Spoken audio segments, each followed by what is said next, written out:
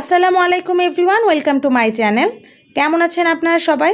আশা করি আপনারা সবাই আল্লাহ তাআলার অশেষ রহমতে অনেক ভালো আছেন। আমরাও আল্লাহর রহমতে ভালো আছি। আজ আমি আপনাদের সামনে নতুন একটি রেসিপি নিয়ে হাজির হয়েছি। কই মাছ তো আমরা সবাই রান্না করতে পারি, তবে আমি কিভাবে আমার মায়ের রেসিপিতে এটা রান্না করি সেই রেসিপিটা আপনাদের সাথে আজকে শেয়ার করব। আমার এই রেসিপি ফলো করে আপনারা যদি রান্না করেন, আমি এটা গ্যারান্টি দিতে পারি যে আঙ্গুল চেটে পুটে খাবেন এবং অনেক সুস্বাদু হবে। তো চলুন আমরা কথা না বাড়িয়ে দেখে নেই পুরো রেসিপিটা। এখানে আমি কই মাছ নিয়ে নিয়েছি। এগুলো হচ্ছে দেশি কই মাছ। আমি যে গাজীপুরে ভ্লগ শেয়ার করেছিলাম, আমার আম্মু যে কই মাছ খুব সুন্দর কেটে বেছে দিয়েছিল, এগুলো হচ্ছে সেই কই মাছগুলো। এখানে আমি 5 পিস কই মাছ নিয়েছি এরকম পরিষ্কার করে। আর এখানে আমি নিয়ে নিয়েছি হলুদের গুঁড়ো, মরিচের গুঁড়ো, লবণ আর টমেটো এভাবে করে কেটে নিয়েছি। এটা হচ্ছে দেশি টমেটো। নতুন যে টমেটোগুলো বের হয়েছে একটু টক সেই টমেটোগুলো আমি নিয়ে নিয়েছি এখানে 3টা। আর আমি একটা বড় আলু এরকম পাতলা পাতলা করে কেটে নিয়েছি। আপনারা চাইলে আলু না দিলেও পারেন, কিন্তু আলুটা দিলে অনেক মজা লাগে, আপনারা ট্রাই করে দেখতে পারেন। তারপর আমি এক এক করে এখন মাছগুলোর ভেতরে হলুদের গুঁড়ো, মরিচের গুঁড়ো আর লবণ দিয়ে খুব ভালো করে আমি মাছগুলোকে মেখে নেব।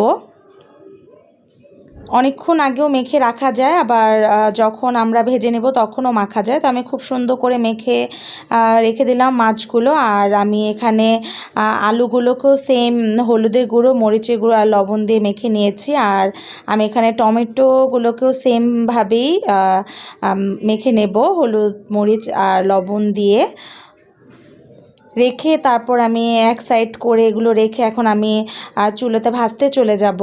আর আমি এখানে পেঁয়াজ নিয়েছি।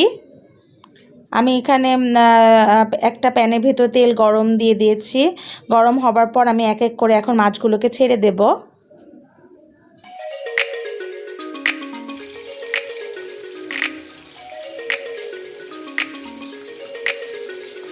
খুব সাবধানে মাছগুলোকে দিয়ে দিতে হবে। আমি যেভাবে একটা একটা করে দিলাম, এতে করে তেল ছেটার ভয় নেই। তারপর এক পিঠ যখন হয়ে যাবে তখন আমি মাছগুলোকে উল্টে দেব। মোটামুটি একটু লাল করেই মাছগুলোকে ভেজে নিতে হবে, তাহলে ভেঙে যাবার আর চান্স নেই। মাছগুলো ভাজার পর আমি এক এক করে মাছগুলো তুলে নেব। এবার আমি সেম তেলের ভেতরে এই টমেটোগুলোকেও ভেজে নেব।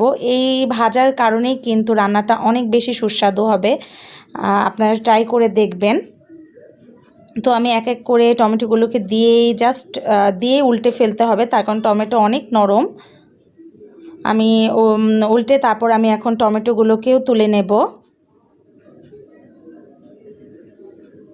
তো আমি এক এক করে টমেটোগুলো সব তুলে নিচ্ছি।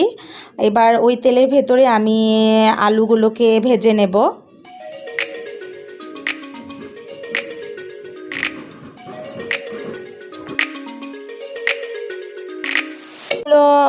ভাজার পর আমি আলুগুলোকেও তুলে নেব। এভাবে প্রতিটা জিনিস স্টেপ বাই স্টেপ ভেজে নিতে হবে। ভেজে তারপর আমি একটা নিচ্ছি। আমি এবার তেল চেঞ্জ করে নতুন তেল দিলাম, না হলে মশলাটা কালো হয়ে যাবে। এবারে তেলের ভেতরে আমি পেঁয়াজ কুচি দিয়ে দিচ্ছি। আজ আমার বাসায় পেঁয়াজ বাটা নেই, তাই আমি পেঁয়াজ কুচি দিচ্ছি। পেঁয়াজ কুচিটা দিয়ে, যেহেতু পেঁয়াজ বাটা নেই তাই অনেকক্ষণ ধরে এটাকে কষাতে হবে। আমি পেঁয়াজ কুচিটা যখন লাল হয়ে যাবে তখন আমি এর ভেতরে হলুদ গুঁড়ো, মরিচ গুঁড়ো আর লবণ দিয়ে নেব। আর আমি এখানে দিব হচ্ছে টালা জিরার গুঁড়ো। আর আমি কোনো আদা বাটা, রসুন বাটা এগুলো কিছুই দিব না। আসলে আমি যেটা পছন্দ করি, আদা বাটা, রসুন বাটা এগুলো দিলে মাছের টেস্ট অনেকটাই নষ্ট হয়ে যায়, বিশেষ করে এই দেশি মাছগুলো। আপনারা দিতে চাইলে আপনারা দিতেও পারেন। তারপর ভালো করে কষানোর পর আমি এখানে একটু পানি দিয়ে আবার কষিয়ে নেব। পেঁয়াজ বাটা হলে অল্প কষালেই হয়ে যেত। তারপর তেলটা যখন উপরে উঠে চলে আসবে আমি এখানে আলুগুলোকে দিয়ে দিচ্ছি আর মাছ দিয়ে দিচ্ছি। আলু আর মাছগুলোকে এবার আমি একটু ভালো করে উল্টে পাল্টে নেব মশলার সাথে। তারপর আমি এখানে পানি দিয়ে দেব। অল্প পরিমাণ আমি পানি দিয়ে দিব।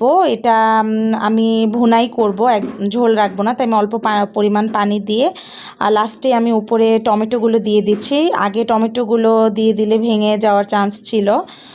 এবার আমি ঢাকনা দিয়ে রেখে দেব।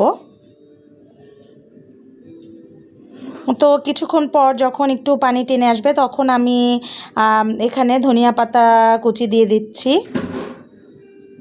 আর আমি এখানে 4টা কাঁচামরিচ দিয়ে দিলাম জাস্ট ফ্লেভারের জন্য। আমি কোনো ছিঁড়েও দিইনি, আস্তা কাঁচামরিচ দিয়ে দিয়েছি। তো এই যে আমার রান্না হয়ে গিয়েছে, দেখেন কালারটা কিন্তু খুব সুন্দর হয়েছে। রান্না শেষে আমি চুলাটা অফ করে দিলাম। তো আজকে আমার রেসিপিটা আপনাদের কেমন লাগলো প্লিজ কমেন্টস করে কিন্তু আমাকে জানাতে ভুলবেন না। আর ভালো লাগলে অবশ্যই আমার চ্যানেলটি সাবস্ক্রাইব করবেন।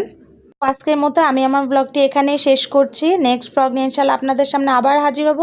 সেই পর্যন্ত আপনারা সবাই অনেক ভালো থাকবেন। আল্লাহ হাফেজ।